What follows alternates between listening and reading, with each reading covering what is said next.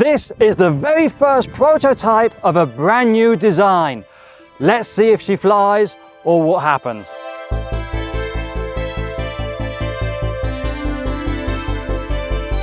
The design is lightly based around a BAE Hawk. From there, the name it's going to have once it comes into production, the BAE Sport. It's made by our good friend Vicente at 1/3 RC Kits, same guy that produced the big pits that we flew at Pro Wing earlier this year, thus why it's blue as well, his favourite colour. The model itself, this one is 3 metres, there's going to be a 2.5 metre and a 2 metre version, and there's also going to be the same sizes for a scale BAE Hawk. After all, it's very similar. The model itself, just like the big pits, is a builder's model. That's right, so it's wood, it's a kit, and you build it yourself. So you can add or remove things from it as you go along, really make it your own, be that on the BAE, the scale version, or this, the sports version. This one's got a 180 size turbine in it. It's rather windy today. It's not the best day for flying, but its day has come. So you're going to get a maiden and see how she goes. Let's get some fuel in, start having some fun.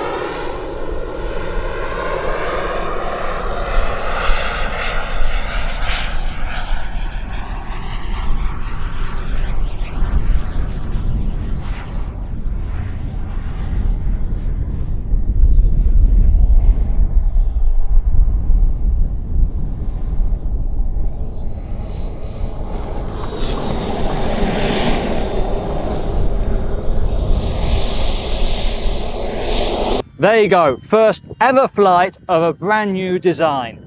It went quite well, but you're getting a peek in behind the scenes of the work that goes into preparing and producing a model ready for sale. So all in all, the plane went well, took off really easily, flew quite nice.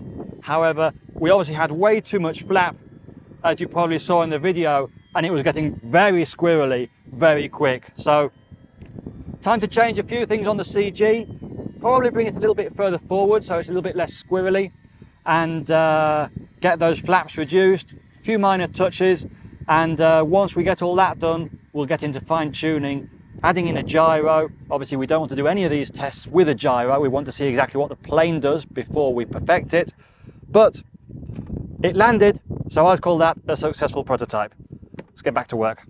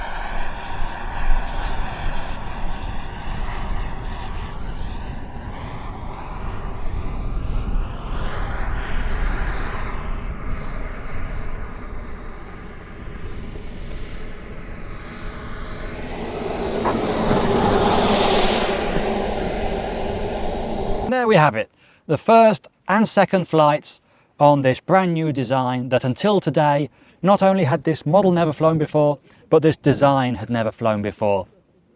All in all, it's been quite successful.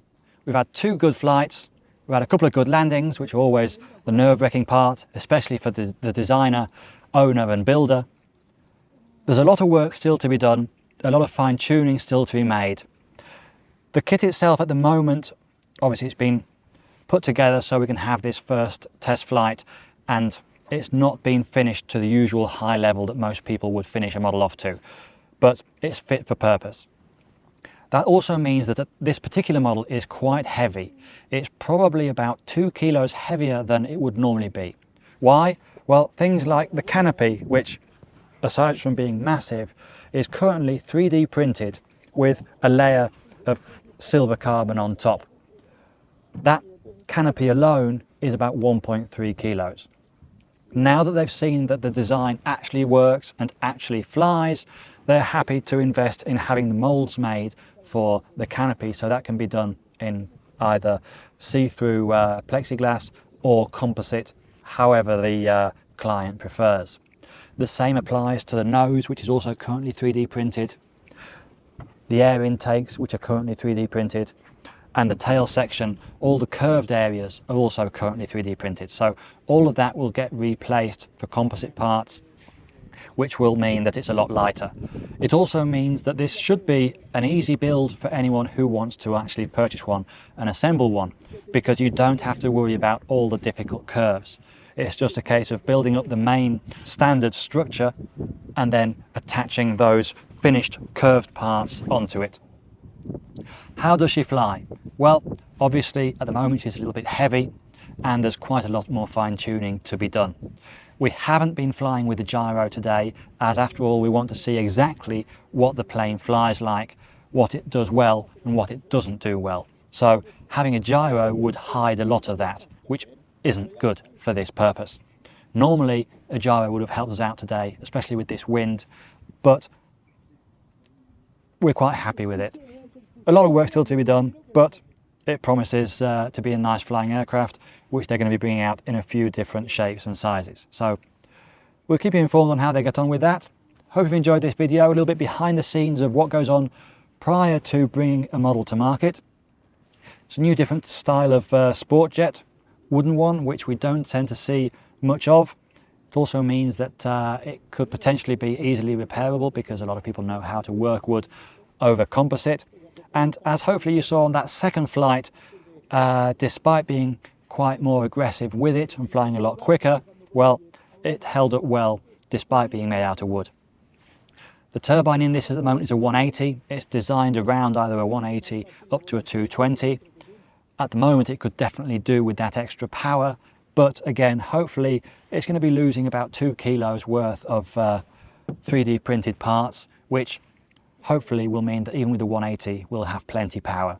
If not, we'll have to have a word with Vicente so he can put a 220 in it. Anyway, enough of me rambling. Hope you've enjoyed this video. Hopefully we can get some more flights on it soon with those new parts. So make sure to stay subscribed to the channel for that. Hope you enjoyed the video. If you did, leave us a like. I'll see you all in the next one.